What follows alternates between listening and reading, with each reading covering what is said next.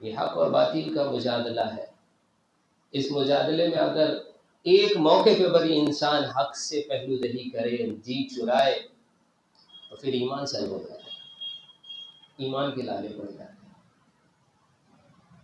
میرے محترم بزرگ و دوستوں، اللہ ہم سب کو سمجھ عطا فرمائے. اور اس وقت تو دنیا کے جو حالات ہیں کہ ایک بے غیرت سے بے غیرت انسان بھی اور ناسمجھ سے ناسمجھ انسان بھی دنیا میں اس وقت جس قسم کا کیوس ہے اور مارکا آرائی جس سختی پر ہے، جس عروج پر ہے کہ ہر انسان اس کو محسوس کر رہا ہے کہ ہم کو کیا کرنا ہے، ہم سے کیا بن پڑنا ہے، ہم کو کس کے ساتھ ہونا ہے. میرے محترم بزرگ و دوستو، تو اصل لڑائی جو ہے وہ ہار اور جیت کی نہیں. یہ مارکا آرائی صرف میدان جنگ میں نہیں ہو رہی کہ جہاں پر اس وقت راکٹس، بم اور میزائلس گرائے جا رہے ہیں. صرف یہ لڑائی وہاں نہیں لڑی جا رہی ہے، یہ لڑائی پوری دنیا کی ہے، ہر انسان کی ہے. ہر انسان اس میں کا کنٹریبیوٹر ہے. پوری دنیا دو حصے میں منقسم ہے، ایک سچ کے ساتھ ہے، ایک جھوٹ کے ساتھ ہے، ایک ظلم کے ساتھ ہے، ایک انصاف کے ساتھ ہے، ایک شرک کے ساتھ ہے اور ایک توحید کے ساتھ. یہ مارکا رائی ہو گئی. ایک جماعت حزب اللہ کی ہے تو ایک حزب الشیطان. اور ہر میں سے ہر ایک کی ذمہ داری ہے کہ اپنی کانشیسنس کے ساتھ، اپنے پورے ارادے کے ساتھ، جذبے کے ساتھ اپنا تعین ان دونوں میں سے کسی ایک جماعت پہ کرنا ہے، حق کے ساتھ کرنا ہے. اگر کانشیسلی ہم نے جینے مرنے کا ارادہ نہیں کیا ہے کہ ہم تو حق کی اس کشتی پہ سوار ہو گئے، اب اس کشتی کا جو بنے، اگر اس کا ڈوبنا طے ہے، اللہ نے یہی مقدر کیا ہے، تو اسی کشتی میں ڈوبیں گے تو کشتی نہیں بنے. ہم تو اسی جہاز کا پارٹ ہے. اب یہ جہاں لینڈ کرے، جہاں کریش کرے، یہ اللہ نے اس کی تقدیر میں جو لکھا ہے، جو فیصلہ کیا ہے، ہم اس سے چھلانگ لگانے والے ہیں. اب میرا جینا مرنا اس کے ساتھ، میرا وجود، میری روح کی اصل پکار وہ اس جہاز کے ساتھ، اس کشتی کے ساتھ وابستہ ہے. ہم اب بدل نہیں سکتے، میرے پاس کوئی چوائس نہیں. جب تک اتنا فرم ارادہ کر کے ہم اس کو نہیں پکڑیں گے، میرے محترم بزرگوں دوستوں، اللہ کے یہاں ہم اپنی گواہی کو ثابت کرنے کے لیے کچھ بھی پیش نہیں کر سکتے، کچھ بھی نہیں. لہذا علامہ اقبال رحمۃ اللہ علیہ فرماتے تھے، دنیا کو ہے پھر مار کا روح بدن پیش، تہذیب نے پھر اپنے درندوں کو ابھارا، اللہ کو پامر دیے مومن پہ بھروسہ، ابلیس کو یورپ کی مشینوں کا سہارا. کہ اللہ تبارک تعالیٰ کو پامر دیے مومن پہ ہے بھروسہ. یہ انتظار میں نہیں رہنا کہ ہمارے لیے آسمان سے کوئی نور اترنے والا ہے اور فرشتوں جوک در جوک اتریں گے جیسے بدر میں اترے تھے. میرے محترم بزرگ و دوستو، فرشتوں کا اترنا حق ہے اور اللہ تبارک تعالیٰ آج بھی قادر ہے کہ اتارے.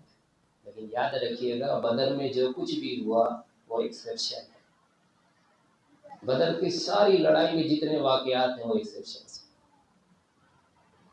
چاہے وہ رسول اللہ صلی اللہ علیہ وسلم کی اللہ تبارک تعالیٰ سے عاجزی میں، اگر آپ دعا کے الفاظ کو دیکھیں گے تو تجاوز پائیں گے، جبر پائیں گے کہ اللہ پہ جبر کیا جائے. ایکسیپشن ہے، اس کی اجازت بعد میں کسی کو بھی نہیں. اگر کوئی بھی کرے گا تو وہ ظلم کرے گا، اللہ کا باغی قرار دیا جائے. اور جس طرح سے اللہ تبارک تعالیٰ نے مدد بھی کی تھی بدر میں، اس کے بعد بھی آپ کو کبھی اس کے موقع نہیں دکھیں گے. یا نبی صلی اللہ علیہ وسلم پھر احد میں بھی گئے ہیں، خندق میں بھی گئے ہیں، خیبر میں بھی گئے ہیں، فتح مکہ میں بھی، کہیں آپ کو نہیں دکھے گا. بدر خود پیارے نبی صلی اللہ علیہ وسلم فرماتے ہیں استثنا ہے، استثنا ایکسیپشن ہے. وہ ایک موقع پہ اللہ نے کر دیا. ایک حجت اللہ کی طرف سے، ایک آیات تھی، ایک نشانی تھی جو اللہ نے اتار دی. وہ یوم فرقان تھا جو ایک دن ہو گیا، اب نہیں ہوگا۔ بعد کی سنت کیا ہے اللہ تبارک تعالیٰ کی، جو پیارے نبی صلی اللہ علیہ وسلم کی عمر بھر سے ثابت ہے، صحابہ کی پوری زندگی سے ثابت ہے، اور بعد کے تمام اسلاف کے اور آج کے بھی زمانے میں جو لوگ جوہد کر رہے ہیں اس سے ثابت ہے کہ اللہ کو پامرد مومن پہ ہے بھروسہ۔ اللہ تو حق کو قائم کریں گے، لیکن اللہ مومن کے بازوؤں سے کریں گے۔ غیب کی مدد اس حد تک ہوگی کہ مومنوں کو دل کو مضبوط رکھیں گے، کفار مشرکین کے دل میں رعب و ہیبت اللہ ڈالے دیں گے، لیکن میدان میں تم کو خود جانا پڑے گا۔ میدان میں اتر کے تمہارے ساتھ فرشتے نہیں آیا کریں، یہ فیصلہ اللہ کر چکے ہیں۔ اب حق کا غلبہ یہ امت محمد صلی اللہ علیہ وسلم کے قوت بازو سے ہوگا، تمہارے خود بدن کی قربانیوں سے ہوگا، تمہارے خون کے قطروں سے ہوگا، تمہاری شہادتوں سے ہوگا، تمہارا میدان میں ٹکڑے ٹکڑے ہو جانے سے ہوگا، تمہاری فنائیت سے اللہ تبارک تعالیٰ حق کے اس غلبے کی تکمیل کرنا چاہتا ہے۔ یہ فنائیت اللہ تعالیٰ، اس فنائیت کی وجہ سے اللہ نے یہ موقع ہم کو دیا ہے، یہ اعجاز ہم کو دیا ہے کہ ہماری قربانیوں سے اللہ تعالیٰ حق کو قائم کرنا چاہتے ہیں۔ اسی وجہ سے اس امت کے لیے اللہ تبارک تعالیٰ نے کنتم خیر امت اخرجت للناس کا لقب دیا، سب سے بہترین امت ہوگی۔ جو کام تم کو دیا جا رہا ہے، جو ذمہ داری تمہارے سپرد کی ہے، وہ ذمہ داری پچھلے کو کبھی دی بھی نہیں ہے۔ جو ایکسپیکٹیشن تم سے ہے وہ پچھلے کسی سے تھا بھی نہیں۔ اور جن قربانیوں سے تم اس کو قائم کرنے والے ہو، پچھلوں کے پاس چونکہ ذمہ داری ہی نہیں تھی تو انہوں نے وہ قربانی سے وہ قائم کیسے کر سکتے تھے۔ میرے محترم بزرگ و دوستو، اسی لیے امت سب سے آخر میں آئی ہے اور سب سے پہلے جنت میں جائے گی۔ یہ امت ہے جو انبیاء کی محنت کے گواہ بنیں گے، اس وجہ سے کہ یہ زمین پر اللہ کے دین کے غلبے کے لیے جیتے تھے اور مرتے تھے۔ میرے محترم بزرگ دوستو، ہم سب کو ایک بہت بڑا خام خیال ہے، بہت بڑا خام خیال۔ کتنی تنظیمیں، تحریکیں اور کتنی جو ہے نا اس میں مسالک دفن ہو گئے، اور ہم سب کے سامنے اس وقت ان سب کا جنازہ شام اپنی آنکھوں کے سامنے ہے۔ وہ جنازہ کہ بڑی بڑی تنظیمیں، بڑی بڑی تحریکیں صدیوں سے محنت کی، لیکن موقع پہ آج ہم دیکھ رہے ہیں کہ ان کا پروڈکٹیوٹی کیا ہے، زیرو، آؤٹ کم کیا ہے، زیرو۔ زمین پر اور باطل کے اس مجادلے میں، اس مارکے میں ان کا اسٹینڈ کہاں ہے، زیرو، نو ویئر۔ اور یاد رکھیے گا، ہم پہلے ہی کہے، اگر آپ اپنی کانشیسنس سے حق کے مارکے میں، حق کے ساتھ اور باطل کے مارکے میں حق کے ساتھ نہیں ہوں گے تو آپ زیرو نہیں ہو سکتے۔ وہاں زیرو ہونے کا مطلب پھر باطل ہے، کیونکہ جب ظلم اپنا زور پکڑے تو جو ظلم کے خلاف آواز نہیں اٹھاتا ہے وہ صرف اتنا نہیں ہوتا کہ ظالم نہیں، کہ نہیں ہم تو خود ظلم نہیں کر رہے۔ نہیں میرے پیاروں، جب ظلم جبر پہ اترتا ہے تو ظلم کے خلاف آواز نہیں اٹھانے والے بھی چپ رہ کر ظلم کا ساتھ دیتے ہیں۔ اسی لیے چپ رہنے والے بھی ظالم ہیں، بالذات خود ظالم ہیں۔ خود پیارے نبی صلی اللہ علیہ وسلم نے فرمایا کہ جب لوگ ظالم کو دیکھیں اور اس کا ہاتھ پکڑ کر اس کو نہ روکے، ہاتھ سے اس کو نہ روکے، تو اللہ تبارک تعالی ان سب کو اپنے عذاب میں مبتلا کر دے گا، سب کے سب، وہ ظالم کو بھی اور ان خاموش رہنے والے۔ میرے محترم بزرگ دوستوں، سورہ ہود کی 113 نمبر آیت میں اللہ تبارک تعالیٰ فرماتے ہیں وَلَا تَرَكْنُوا إِلَى الَّذِينَ ظَلَمُوا فَتَمَسَّاكُمُ النَّارُ وَمَا لَكُم مِّن دُونِ اللَّهِ مَن أَوْلِيَاءَ ثُمَّ لَا تَنصُرُونَ۔ دیکھو ظالم یعنی جو لوگ ظلم کریں ان کی طرف ہرگز مائل نہ ہوگا۔ مائل نہیں ہونے سے مراد ایک تو یہ ہے کہ کیا کریں، اب سارے اختیارات اور سارے انتظامات تو ان کے پاس ہے، لہذا اب ہم کو سروائیول اور سسٹیننس کے لیے ان کے سسٹم کا پارٹ بننا پڑے گا۔ جیسے قارون فرعون کے درباری بنا ہوا تھا، وزیر بن گیا۔ میرے محترم بزرگ و دوستو، ایک تو یہ ہے دوسرا کیا ہے کہ کیا کرے، دوسرا کوئی آپشن نہیں ہے. اب ان سے اگر ہم ٹکراتے ہیں تو پھر کچھ بھی نہیں بچے گا. لہذا کیا کرو، خاموش رہو، چپ کر کے رہو، جتنا کر سکتے ہو اتنے میں چلتے رہو، سیٹسفائڈ رہو، بس اتنا ہی دین. کو ایگزسٹنس کا کوئی ایک راستہ نکال لو جس سے یہ وقت کا ظالم کی چپیٹ پہ بھی نہ آؤ، اس کی ضرب بھی تم پہ نہ پڑے، اور اس کے بعد جتنے دین پہ چلنے کی اجازت دے دیتا اتنے پہ چلتے رہو، باقی کے لیے اللہ سے دعا کرتے رہو. یاد رکھیے گا یہ بھی وہی ہے. اور اسی کی دعوت دیتے ہیں، اسی کو اپنے نسل در نسل یہی ٹرانسفارم کر رہے ہیں. اسی کو کہتے ہیں کہ جی کیا ہوا، تو ہم فلاں کی صحبت میں رہ کے دین حاصل کیا. صحبت سے کیا حاصل کیا ہے؟ تو یہ حاصل کیا، یہ منافقت کہ وقت کے تابوت سے نہ ٹکرانا. باقی جتنا قرآن حدیث پڑھایا ہے وہ اپنی جگہ ہے. جہاں حکم آ جائے گا حکومت کا، تو یہ سارے جتنا قرآن حدیث پڑھا ہے نا تم سے، اس کو سب کنارے رکھ، اس پر کچھ نہیں. وہ کان پہ وہ صحبت نہیں ہوتی، وہ شیطان کا وہ وسوسہ ہے، دلوں میں پھونکا جاتا ہے کان کے ذریعے سے. ہم اپنے بڑوں کی صحبت میں سیکھیں. تمہارے بڑے کیا کان میں پھونک کے سکھاتے ہیں کہ قرآن کو کیسے بدلا جاتا ہے، دبایا جاتا ہے، چھپایا جاتا ہے. اب قرآن کے نام پہ کیسے لوگوں کو دھوکہ دیا جاتا ہے، سیٹسفائی کرایا جاتا ہے، اور تاغوت کے ساتھ اپنی چاکری، اپنی دوستی بنائی رکھی جاتی ہے، ان سے مفادات جوڑے رکھے جاتے ہیں. اور دنیا کے سامنے بتایا جاتا ہے کہ دیکھو اللہ کی غیبی مدد و نصرت ہمارے ساتھ ہے، ہم پوری دنیا میں چل پھر سکتے ہیں، اللہ کے دین کی دعوت دے سکتے ہیں، ہر جگہ کا ویزا ہمارے لیے کھلا ہے، ایئرپورٹس کھلے ہیں. جس ملک میں مسلمانوں کا جانا بند ہے لیکن ہماری جماعتیں وہاں جایا کرتی ہیں، تو کیوں نہ جائیں گی بھائی؟ جب تم نے وفائے عہد کا نعرہ ان کا بلند کیا کر رکھا ہے تو وہ کیوں نہیں دیں گے اجازت؟ اسی لیے میرے پیارو بہت بڑا مسئلہ ہے کہ اللہ تبارک تعالیٰ فرماتے ہیں کہ اور دیکھنا کہ جو لوگ ظالم ہیں ان کی طرف مائل نہ ہونا، ورنہ آگ تم کو لگے گی، دوزخ کی آگ تم کو آتے لگے گی، اور اللہ کے اس عذاب سے بچانے کے لیے تم کو کوئی مددگار نہیں ملے گا، اور کہیں سے بھی تمہاری کوئی مدد نہیں ہو سکے. ظالم کی طرف اگر تم مائل ہو گئے تو آگ تمہارا مقدر ہے. تم نے یہ کر دیا تو اب تم کو یہ ملے گا. بالکل صاف صاف بات ہے. کیونکہ امت کے سپرد جو سب سے بنیادی ذمہ داری ہے، سورہ مائدہ کی 8 نمبر آیت میں اللہ تبارک تعالیٰ فرماتے ہیں یا ایھا الذین آمنوا کونوا قوامین للہ بالقسط. کیا ایمان والو، اللہ کے لیے انصاف پر مضبوطی سے قائم رہو اور حق کی گواہی دینے والے میں سے بن جاؤ. حق کی گواہی دینے والے میں سے بن جاؤ. انصاف پر قائم رہنا ہے اور حق کی گواہی دینا ہے. یہ کس کا کام ہے؟ کہا یہ محمد صلی اللہ علیہ وسلم کی امت کا کام ہے. جی اب اس سے جس نے بھی جی چرایا وہ امت کا پارٹ نہیں. جی اتنا سنگین ہے. اللہ ہم سب کو سمجھ عطا فرمائے. میرے محترم بزرگ و دوستو،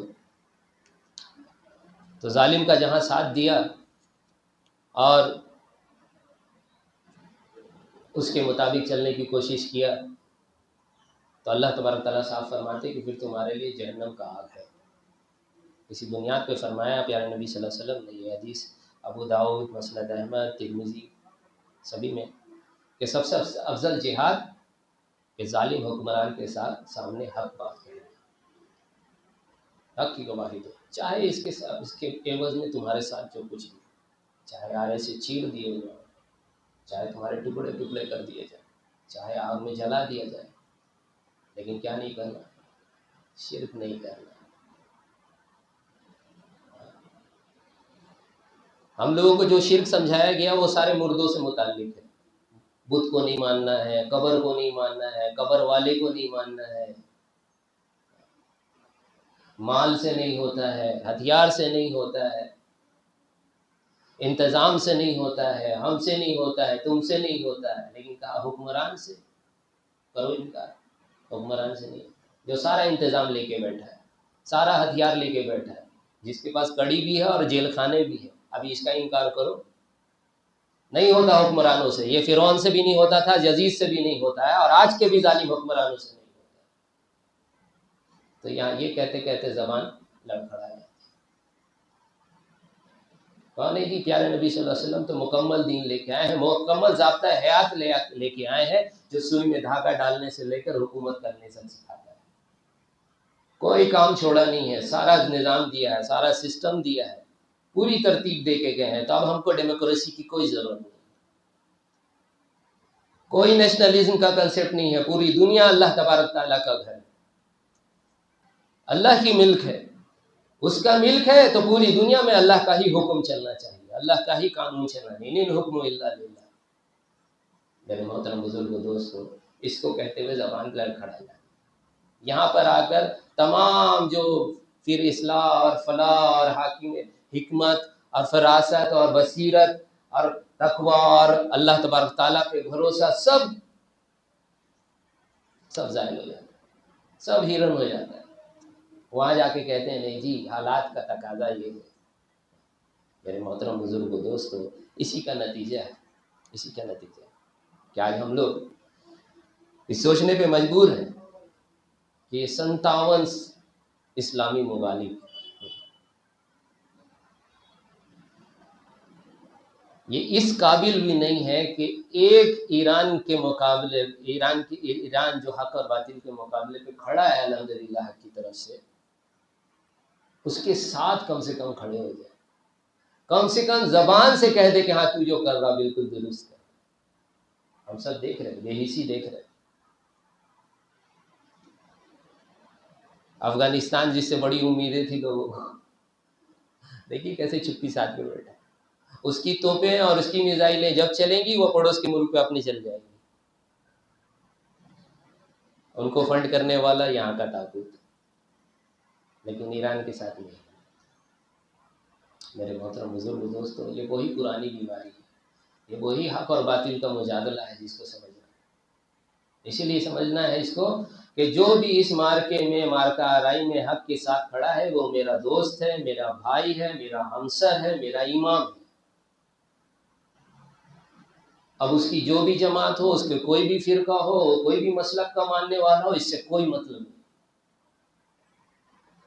کیونکہ دنیا میں دو ہی چیز ہوتی ہے، یا تو اسلام ہوتا ہے یا تو کفر ہوتا ہے. جو اسلام کے ساتھ ہے تو بس وہ میرا بھائی.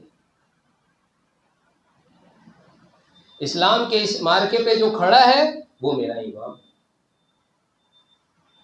کچھ لوگ تو کم سے کم چلیے بہت دیر سے، لیکن ابھی بھی جو آئے ہیں تو کس پہ کہتے ہیں کہ چونکہ اب جو معاملہ بھی ایران کا ہو رہا ہے، تو ایران چونکہ اسلام کے لیے لڑ رہا ہے، لہذا ہم اپنے ذاتی جو اختلافات ہیں اس کو درکنار رکھ کے اس وقت ہم ایران کا ساتھ دیں گے. پہلی بات تو آپ کا ساتھ آپ سے سوال کیا کس نے، آپ کر کیا لیں گے. دوسرا یہ آپ جو کہہ رہے ہیں اختلافات کو کنارے رکھ کے جائیں گے، تو اس کا مطلب ہے کہ آپ خود بول رہے ہیں کہ یہ اختلافات ہماری خرافات تھی، یہ وقت پہ کوئی کام آنے والی چیز ہے نہیں. یہ وہ ڈسیپشن تھا جس میں ہم تم لوگوں کو پھنسا کے خاموخواہ رکھے ہوئے تھے. لیکن ابھی ہم یہ کہہ رہے ہیں کہ گلے کا توق تھا، یہ گلے کا توق نکال کے رکھو، تم خود کہہ رہے ہو. دوسری بات یہ ہے کہ آپ جو کہہ رہے ہو نا کہ اس وقت معاملہ چونکہ اسلام کا ہے اس لیے ہم ایران کے ساتھ ہیں، تو سوال یہ پیدا ہوتا ہے کہ اسلام ہے کیا؟ کیا ہے اسلام؟ وہ اسلام کبھی آپ تو نہیں بتائے، آپ تو نہیں بتائے وہ اسلام جس اسلام پہ ایران کھڑا ہے. کیونکہ عمر بھر تو ہم لوگوں کو یہی بتایا گیا کہ ایران کون ہے، تو اسلام دشمن ہے، یہودی ایجنٹ ہے. تو کون سا اسلام لے کے ایران کھڑا ہے بتائیے، یہ بھی بتائیے.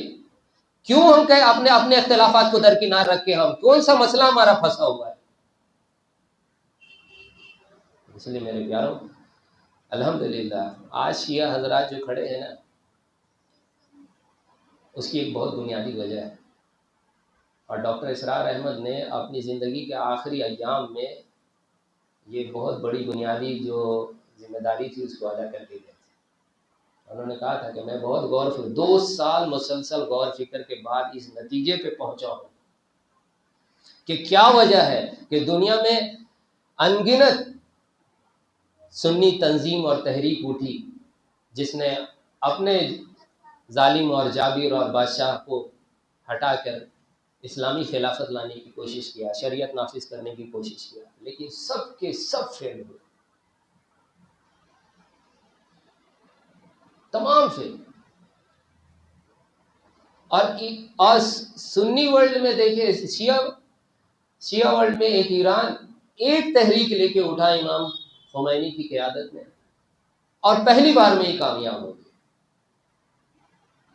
تو ان کے پاس کیا ایسا ہے جو ہمارے پاس نہیں؟ کہا 2 سال سے کی مسلسل غور فکر کے بعد میں اس نتیجے پہ پہنچا ہوں کہ ان کے پاس ایک ایسا ڈرائیونگ فورس ہے جو ہمارے پاس نہیں۔ ان کے پاس حسین ہے، ہمارے پاس نہیں۔ یہ ڈاکٹر اسرار احمد کا قول یاد رکھیے، ان کے پاس کربلا ہے، ہمارے پاس نہیں۔ اور کربلا اور حسین ایسا محرک ہے، ایسا ڈرائیونگ فورس ہے کہ گرے سے گرے مسلمان کو، کمزور سے کمزور مسلمان کو، بد عمل سے بد عمل مسلمان کو بھی وہ سچا پکا مجاہد بنا دیتا ہے۔ یہ ایسا محرک ہے۔ افسوس کہ ہمارے پاس ایسا کوئی محرک نہیں۔ اس محرک کی وجہ سے ہی آج ان کے پاس امام ہے، ہمارے پاس کوئی امام نہیں۔ ہم سب طرح سے رہے نا، انتظار کر رہے ہیں امام مہدی آئیں گے۔ آج ہمارے پاس کون سا امام ہے؟ کوئی امام۔ ان کے پاس آج بھی امام، ایک کو مار دیا دوسرا بنے گا، دوسرے کو مارے گا تیسرا بنے گا۔ ان کے پاس عمارت کی کمی نہیں، کیونکہ ان کے پاس مقصد ہے، ہمارے پاس مقصد ہی نہیں۔ سنیوں کا حال یہی ہوا، جس کو حضرت عیسیٰ علیہ السلام یہود کے علماء سو کے متعلق جو مثال پیش کیا کرتے تھے، وہی مثال ہمارے اوپر آ جاتی کہ یہود کے علماء سو کیا کرتے تھے؟ کہتے تھے مچھر چھانتے ہیں اور اونٹ نکل جاتے، مچھر چھانتے اونٹ نکل جاتے، یعنی باریک سے باریک مسائل پر بال کی کھال نکالی جا رہی، فلسفہ، عقل، ذہانت کا اس کا ڈیپ سے ڈیپ جو ہے نا، اس کے ایکسکیویشنز ہو رہے ہیں، اور اتنے بنیادی باریک سے باریک مسائل پر ایک دوسرے کو کافر اور مشرک قرار دیا جا رہا ہے کہ جس نے کہا کہ سوئی کے نوک پہ 1 سے 2 فرشتہ آ جائے گا، تو ایک کو ماننے والا نے کہا نہیں، ایک سوئی کے نوک پہ 1 ہی فرشتہ آ سکتا ہے، وہ ایک فرقہ ہے، اور 2 کہا تو وہ دوسرا فرقہ ہے۔ بی بی مریم عیسیٰ علیہ السلام کی ولادت کے بعد ورجن تھی یا نہیں تھی، کنواری رہی یا نہیں رہی، یہ مسئلہ۔ جو کہے گا کنواری ایک فرقہ، جو کنواری نہیں ہے دوسرا فرقہ، اور ایسا ایک دوسرے کو کافر۔ اصحاب کہف کے کتے کا رنگ کیا تھا؟ نواب۔ اور ان سے کیا، اس سے شریعت پہ، حکم پہ، ذمہ داری پر، اپنا ڈیلیوری پہ کیا فرق پڑتا ہے؟ کچھ نہیں۔ کون سا فرائض اس سے بدلتا ہے؟ کچھ نہیں۔ کون سا حرام حلال ہو جاتا ہے؟ کچھ نہیں۔ لیکن اسی میں لگایا، بالکل یہی کام ہم لوگ کیے بھی نہیں۔ محمد صلی اللہ علیہ وسلم اپنے قبر میں ہے، حیات سے ہے یا پردے کے ساتھ ہے؟ یہیں سے سلام سنتے ہیں یا جب وہاں جا کے پڑھیں گے تبھی سنیں گے؟ ہے نہیں فرقہ بنا ہوا، ایک دم اسٹیبلش۔ چھوٹی چھوٹی چیزوں پہ لگے، مچھر چھانو اونٹ نکل جائے، اور اونٹ کیا ہے؟ تو بھی سنی کہ سنیوں کے اندر 1000 خوبیاں ہیں، 1000 خوبیاں، چھوٹی سنت پہ ان کی نگاہ ہے، اور اس کے عمل کرنے اور کرانے کا پورا نظام ہے، پورے دین پر، زندگی کے ہر شعبے میں اللہ کا حکم آ جائے، اس کی فکر ہے۔ 1000 خوبیاں، لیکن ایک خرابی ایسی ہے جس خرابی نے تمام خوبی کو 0 سے ضرب دے دی، سب 0۔ خرابی کیا ہے؟ کہ ہمارے سر پہ کوئی بھی ظالم، جابر، فاسق، کافر ہی کیوں نہ ہو، اگر بادشاہ بن گیا تو پھر اس کے خلاف نہیں جائے، وہ چاہے یزید ہو یا آل یزید ہو، وہ اس زمانے کا یزید ہو یا اس زمانے کا۔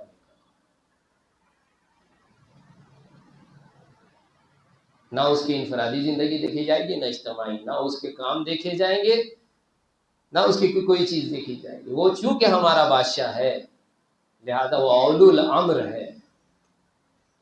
تو اولو الامر کے بارے میں اللہ نے کہا ہے اطیعوا اللہ و اطیعوا الرسول اولو الامر منکم، اطاعت کرو اللہ کی، اس کے رسول کی، اور اپنے اولو الامر۔ لہٰذا قرآن نے منع کیا ہے اس کے خلاف جانے پہ، تو اب چاہے وہ مودی یوگی کیوں نہ ہو، وہ بچہ کھانے والا نہیں نیتن یاہو کیوں نہ ہو، وہ ایپسٹین فائل کے جو ہے نا شہدائی کیوں نہ ہو، اس کے خلاف جانا یہ سخت بغاوت ہے، ایسی بغاوت ہے کہ جہنم کے کتے بنو گے۔ یہ ہے سنی کا وہ سڑائن جس کی وجہ سے تمام خوبیاں اس کی مٹی میں ملی۔ یہ 57 ممالک جو ایسے کھڑا دیکھ رہے ہیں نا، یہ کوئی سرپرائز نہیں ہے، they are designed to behave like this. یہ اسی پہ ٹرینڈ کیے گئے ہیں کہ وقت پہ یہ ایسے ہی بہیو کریں گے، یہی ڈیلیور کر سکتے ہیں یہ، اور کچھ نہیں کر سکتے۔ یہ کوئی کوئنسیڈنس نہیں ہے کہ کوئی چونکہ کچھ اور ہو نہیں سکا، کچھ معاملہ تھا، کہیں پھنس گئے ہیں، کسی نے بلیک میل کر دیا، نہیں، یہ اندر کا عقیدہ ہے جو ان کے یہاں پر روک کے رکھا۔ میرے محترم بزرگوں دوستوں، سب سے بنیادی چیز کیا ہے، ہم کو اس گند سے اپنے آپ کو نجات دلانا پڑے گا، اور قرآن آیا ہی اسی لیے ہے، انسانوں کی غلامی سے نکال کر اللہ کی غلامی میں ڈالے۔ اور تھا کیا مقصد؟ کہ محمد صلی اللہ علیہ وسلم کا مشن کیا تھا؟ کس کام کے لیے عیسیٰ علیہ السلام آئیں گے؟ کس مشن کی تکمیل کے لیے عیسیٰ علیہ السلام آئیں گے؟ کہ ہر کچے پکے گھر میں اسلام داخل ہوگا تو کیا ہوگا؟ نمازیں قائم ہو جائیں گی صرف؟ نہیں، کہ زمین سے اللہ کی غیر کی تمام احکامات مٹ جائیں گے، حکم صرف اللہ کا ہوگا، بادشاہیت صرف اللہ کی ہوگی، قانون صرف اللہ کا ہوگا۔ میرے محترم بزرگوں دوستو، یہ وہ تکمیل ہے جس کے لیے عیسیٰ علیہ السلام آنے والے، ہم بھول گئے۔ اور شیعہ لاکھ خرافات ان کے اندر موجود ہے، ہزاروں خرافات ان کے اندر موجود ہے، ہم مانتے ہیں، لیکن ایک خوبی ایسی ہے کہ وہ صرف اس ایک خوبی کی وجہ سے آج وہ ہمارے آنکھوں کے تارے بن گئے۔ شاید یہاں پہ جتنے بھی ہوں گے، کسی کی بھی موبائل اٹھا کے دیکھ لیں تو کسی کا بھی موبائل امام خمینی کی تصویر سے خالی نہیں ہوگا۔ آپ کسی کے دل میں اگر کوئی جھانک کے دیکھ سکے تو دیکھ لیں، ہر ایک کے دل میں بھی امام خمینی کی تصویر۔ کیوں آپ کے تارے بن گئے بھائی؟ ہم لوگ تو ان کی طرف دیکھنا بھی نہیں چاہتے تھے، کالے کپڑے والے کی طرف۔ ہاں، بچپن سے ہم لوگوں کو ٹرین کیا گیا تھا اس کو۔ آج کیوں وہ ہیرو بن گئے ہیں؟ اس ایک خوبی کی وجہ سے انہوں نے کہا اپنی ذاتی انفرادی عبادات، اپنے معاملات، اپنے اخلاقیات یہ ایک شے ہے، لیکن بحیثیت امت ہماری جو ذمہ داری ہے کہ ہم ظالم کا ہاتھ پکڑیں، روکیں اسے۔ یہ ریٹیلیشن، یہ ریزسٹنس دینا، یہ امت کی سب سے بڑی ذمہ داری ہے۔ اس ذمہ داری پہ وہ کھڑے ہوئے جو انسانیت کی اصل پکار ہے، ہر روح کی پکار ہے۔ ہر انسان اس کو محسوس کرتا ہے۔ میرے محترم بزرگوں دوستو، اس خوبی کو پہچاننا ہے۔ نہ شیعہ حق پہ ہے، نہ سنی حق پہ ہے، حق پہ اسلام ہے۔ امام مہدی، کچھ لوگ کہتے ہیں نہ تشیع میں آئیں گے تو تسنع میں آئیں گے، تشیع میں بھی نہ آئیں گے، تسنع میں بھی نہیں آئیں گے۔ ہاں، نہیں آئیں گے، کہیں نہیں آئیں گے، وہ اسلام میں آئیں گے، ان کے ماننے والے کہیں نہیں ہوں گے۔ اور یہ دکھ رہا ہے الحمدللہ، اب دونوں طرف توبہ ہو رہی ہے۔ کل آپ لوگ سنے بھی ہوں گے، بہت بڑا ریلی الحمدللہ دہلی میں نکلا، اوکھلا میں، اور انہوں نے نعرہ لگایا اس پہ کہ شیعہ سنی بھائی بھائی۔ یہ ایسی بھی یہاں دہلی میں نہیں ہو رہا، پوری دنیا میں الحمدللہ یہ چیز آ ہے۔ جس کے اندر غیرت ہے وہ آئے، اور جو بے غیرت ہو چکا وہ کہے گا دو ظالم کا ٹکراؤ ہے، ادھر بھی ظالم ہے، اس نے سیریا پہ کیا تھا ظلم، آپ اپنا بھگتان کرو، اور نیتن یاہو تو ہے ہی ظالم، وہ تو بوچر ہے ہی۔ اب یہ دونوں ٹکرا رہے ہیں، ہم کو کیا کرنا ہے؟ کچھ نہیں کرنا، تہجد پڑھو، تہجد پڑھو، دونوں کے لیے بد دعا کرو، اور کوشش کرنا ایران کے لیے بڑی بد دعا کرنا. کیوں؟ کیونکہ ایران نے اسٹرائک کیا سعودی عرب پہ، پتہ ہے نا. حرم کے امام نے ایران کے لیے بد دعا کیا ہے. یہ وہی حرم کا امام ہے خبیث جس نے بین کر کے رکھا تھا کہ غزہ کے لیے دعا نہیں کر سکتے، فلسطین کا نام نہیں لے سکتے. میرے گھر والوں کے ساتھ یہ معاملہ پیش آیا وہاں پہ کہ اسکارف پہ اتنا چھوٹا سا فلسطین کا سمبولک فلیگ بنا ہوا تھا، صرف سمبول تھا وہ، اس پہ ان کو اریسٹ کر لیا. 2 گھنٹے تک تو جو ہے نا انٹروگیشن کیا، ان سے سوال جواب کیا کہ کہاں سے لائے، کیوں پہنا آپ نے، کیا مقصد ہے آپ کا. 75 سوال. یہ ہے وہ اہل خبیث جو بغیرتی کی انتہا پہ چلے گئے، جن کے بارے میں قرآن کہتا کہ بھاگ بھاگ کر کافروں میں گھسے چلے جاتے.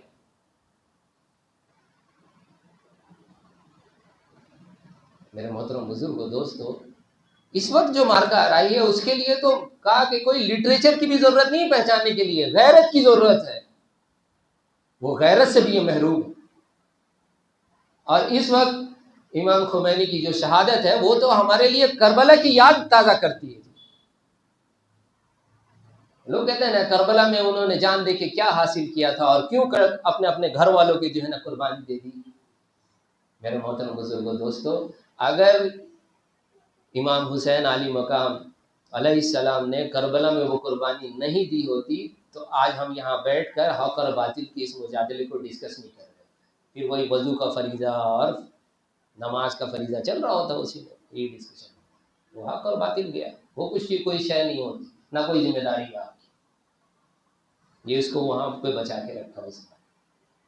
میرے محترم بزرگوں دوستو، خود اپنی گردن دیا اور اپنے عیال کی بھی دیا.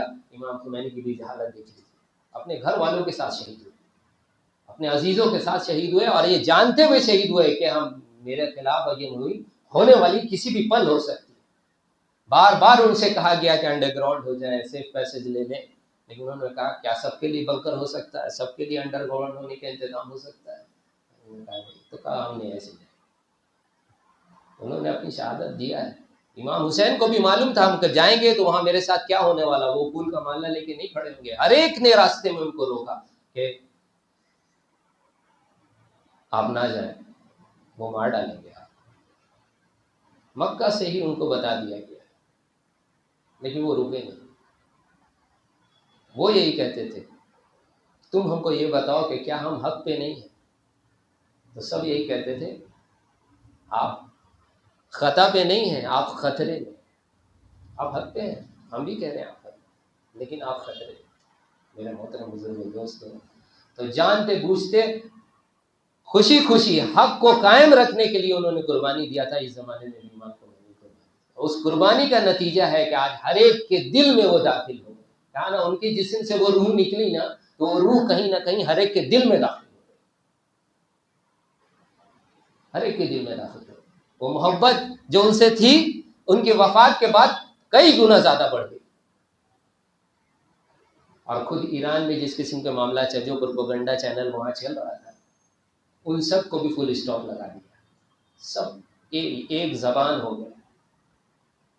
ایک دبئی کی بھی حال دیکھ لیجیے، چم وہاں بم گرے، وہاں کے حالات دیکھیے. وہ بزنس ہب پورا شانت. اور اسرائیل کا تو جو حالت ہے وہ آپ دیکھ ہی رہتے ہیں. اور ایک ایران کی وہاں میزائلز گر رہے اور وہیں پر جو ہے نا لوگ سڑکوں پہ اپنے امام کے ساتھ کھڑے ہو کے ہزاروں لاکھوں کی تعداد میں گواہی دے.